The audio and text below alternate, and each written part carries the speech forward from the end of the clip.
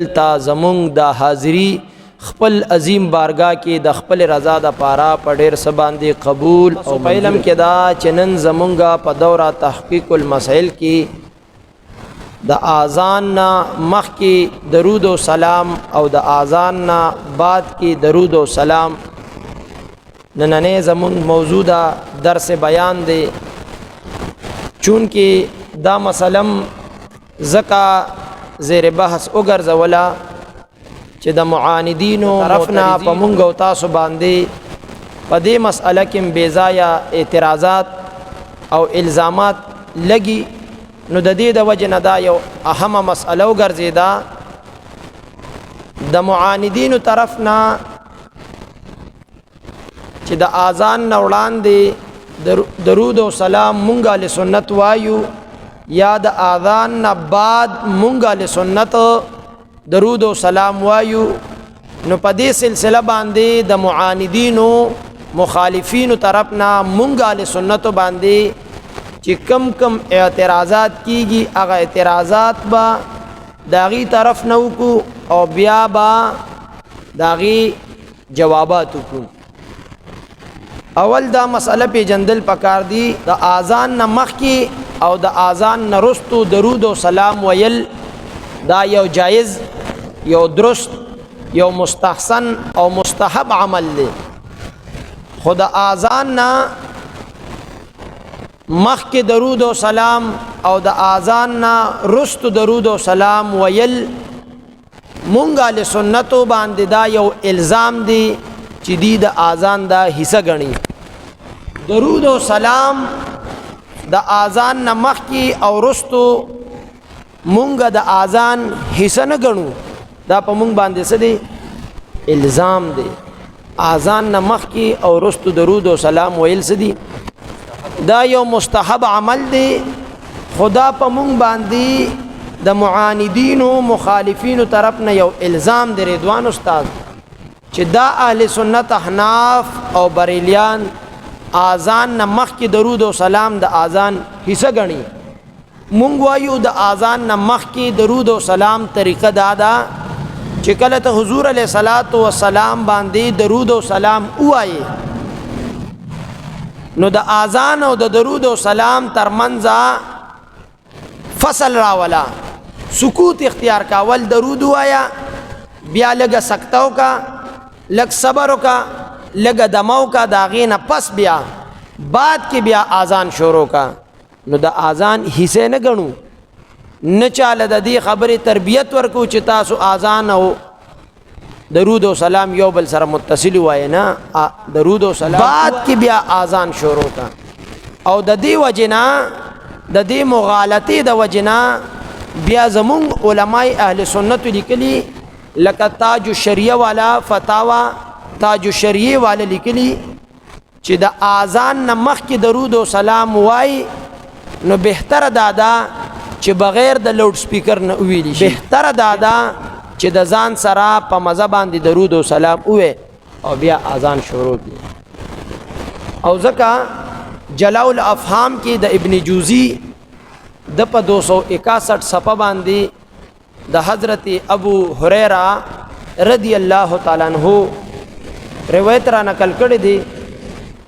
261 نمبر جلاء الافهام حضرت ابو هريره رضی الله تعالی عنہ مبارک فرمای وی چې رسول الله صلی الله علیه وسلم او فرمایل وی هر هغه نیک کار هر هغه خکار چې هغه د الله جل جلاله د حمد او د حضور علیه صلوات و سلام د درود پاک نه بغیر شروع شي د الله د حمد نه او د درود پاک نه بغیر شروع شي نو هغه کار کې برکت هم ني او هغه کار ناقص هم وي نو اذان خکار دی کنه دی اذان خکار دی نو چې خکار دی پکار د چې د رسول الله مبارک د درود او سلام نه شروع شي رب ذوالجلال سورۃ احزاب کی باری تعالی فرمائی آیات نمبر 65 کی ان اللہ و ملائکتہ یصلون علی النبی یا ایها الذین آمنوا صلوا علیہ وسلموا تسلیما دی آیات کی رب ذوالجلال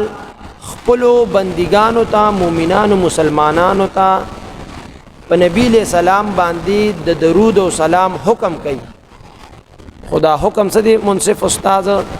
دا مطلق عن الوقت حکم چې دی دا مطلق عن الوقت دی. یو خاص زمانی ذکر پکې نشتا، دا یو خاص وقت ذکر پکې نشتا، بلکې دا مطلق عن الوقت دی. کلم چې تا ته وخت او مکمل آویږي تو حضور مبارک باندې سوایا درود و سلام وایا. دغه رنګه زمونږ د احنافو په اصول فقه کې یو قانون او قاعده ده چې مطلق جاری کیږي په خپل اطلاق مقید کې بنا مطلق. نو دا آیات چې دی دا مطلق عن الوقت دی، یو خاص وقت یو خاص زمانی پر به نه مقید کې. نو د اذان نه مخکې د اذان نه رستو دا د مطلق افراد دي کنه دي؟ دا د مطلق افراد دي کنه. نو ته مخکم حضور مبارک باندې درود او سلام ویل شي او رستم سه درود او سلام ویل شي. او دغه سلسله کې د اذان نه بعد درود او سلام ویلو کې د چا اختلاف دی. دې سلسله کې سنن ابي داود کتاب الصلاة باب ما يقول اذا سمعتم المؤذن مستقل باب لګول جلد اول او صفحه نمبر 84. روایت دا حضرت عبداللہ ابن عمر ابن عاص تے عن عبداللہ ابن عمر ابن عاص انه سمع النبي صلی اللہ علیہ وسلم یقول اذا سمعتم المؤذن کله چې تاسو د مؤذن اذان ووره فقولوا مثل ما يقول مؤذن چې کوم کلمات وای تاسو ورپسې هغه کلمات وای. ثم صلوا علی بیا حضور مبارک سوی ثم صلوا علی بیا ما باندې درود او سلام. د دې حدیث نه بالکل دا واضح شوا چې د اذان نه بعد درود او سلام ویل دا د حضور مبارک حکم دی او د حکم کم از کم هغه کم درجه سره د استحباب ده. نو مونږه موجود درود او سلام د اذان نه مخکې مستحب دي او رستم سری مستحب دي. او دغه رنګه اذان نه مخکې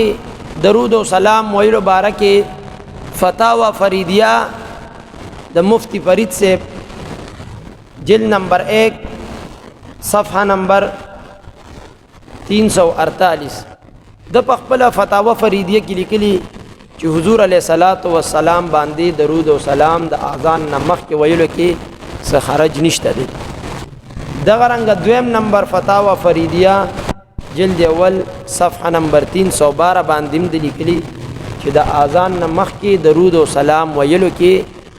څه حرج نشته دی. دغه رنګه دریم نمبر القول البدیع د علامہ سخاوی علیہ رحمت دم لیکلی چې درود او سلام د اذان نه مخکې ویل دا جایز دی. دغه رنګ سلورم نمبر حواله پدې باندې چې د اذان نه مخکې درود او سلام ویل دا یو درست او جایز عمل دی. قابل اقول جلد اول کې چې د اذان نه مخکې درود او سلام ویل دا جایز دی.